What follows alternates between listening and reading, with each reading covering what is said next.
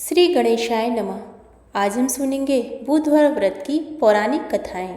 पौराणिक कथा के अनुसार एक बुढ़िया माई रोज मिट्टी के गणेश जी की पूजा करती थी, लेकिन वो रोज गणेश की प्रतिमा बनाए और वो रोज ही गल जाए। उसके घर के सामने एक बार किसी सेठ जी का मकान बन रहा था।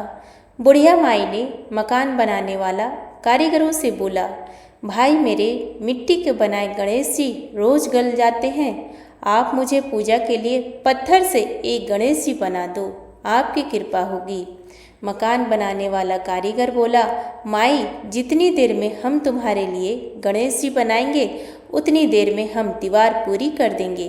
बुढ़िया ये सुनकर दुखी मन से घर वापस आ गई। दीवार पूरी करते करते शाम हो गई, लेकिन दीवार पूरी ना हो सकी। कारीगर जितनी बार दीवार बनाए उतनी बार वो टेढ़ी हो जाए। शाम को सेठ जी आए तो उन्होंने कहा, आज कुछ काम नहीं किया। तब मकान बनाने वाला एक कारीगर सेठ जी के पास गया और उसने बुढ़िया वाली बात बताई। तब सेठ जी ने बुढ़िया माई के घर गए और उनसे कहा कि माई तुम हमारी दीवार सीधी कर दो, हम तुम्हें एक सोने के गणेश जी बनवा कर दे देंगे।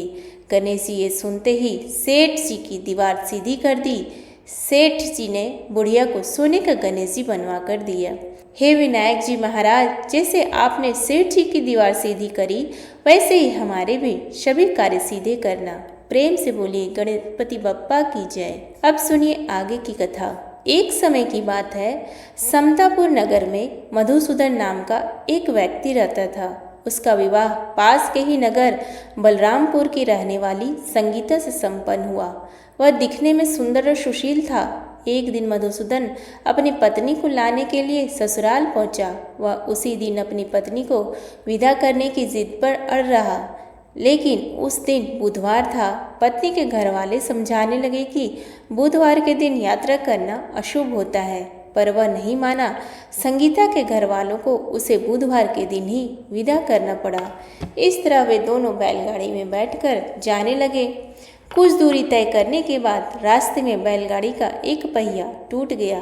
फिर दोनों गाड़ी से उतरकर पैदल यात्रा करने लगे। इसी बीच संगीता को प्यास लगी।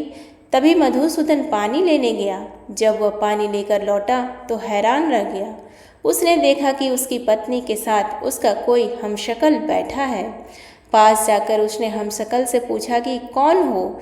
इस पर उस आदमी ने कहा कि उसका नाम मधुसूदन है और वह संगीता का पति है।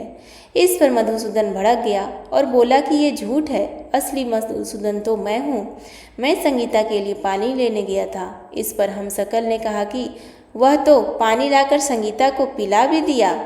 अब इनमें संगीता के असली पति होने को लेकर झगड़ा होने लगा। तभी उस नगर के राजा का एक सिपाही वहां पहुंचा। उन्होंने संगीता से पूछा कि उसके असली पति के बारे में सवाल किया। तब वह खुद दुविधा में थी। इस पर संगीता ने कोई जवाब नहीं दिया। फिर सिपाहियों ने उनको राजा के दरबार में पेश किया। पूरी कहानी सुनने के बाद दोनों को राजा ने जेल में डालने का आदेश दिया। घबराया हुआ मधुसूदन इसके बाद बुधदेव को याद कर उनसे क्षमा मांगने लगा।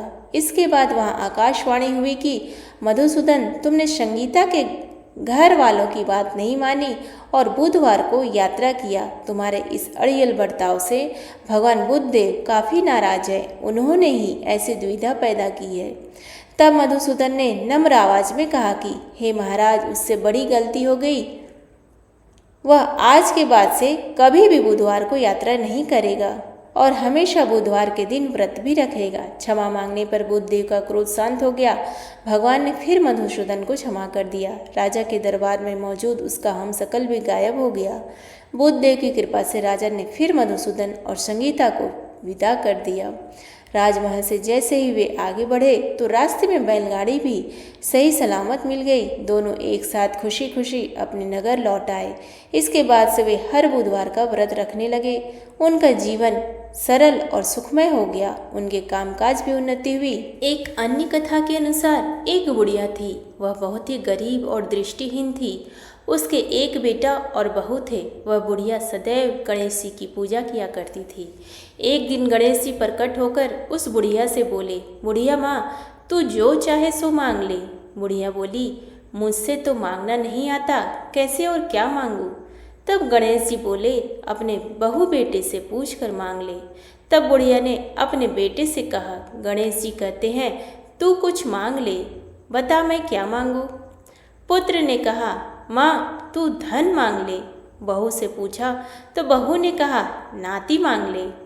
तब बुढ़िया ने सोचा कि ये तो अपने अपने मतलब की बात कर रहे हैं, अतः उस बुढ़िया ने पड़ोसिनों से पूछा तो उन्होंने कहा, बुढ़िया तू तो थोड़े दिन जाएगी, क्यों तू धन मांगे और क्यों नाती मांगे, तू तो अपनी आंखों की रोशनी मांग ले, जिससे तेरी जिंदगी आराम से कट जाए।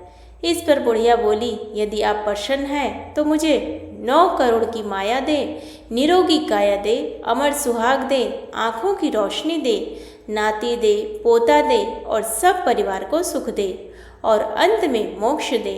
यह सुनकर तब गणेश जी बोले, बुढ़िया माँ तुमने तो हमें ठग लिया, फिर भी जो तूने मांगा है वचन के अनुसार सब तुझे मिलेगा। और यह कहकर गणेश जी अंतर्ध्यान हो गए।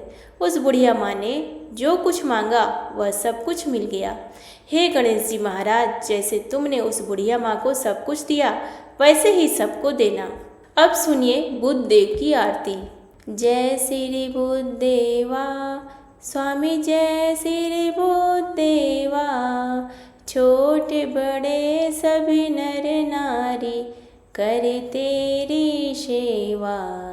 जय श्री बुद्ध देवा, सुख करता दुख हरता, जय जय आनंद दाता, जो प्रेम भाव से पूजे वो सब कुछ पाता।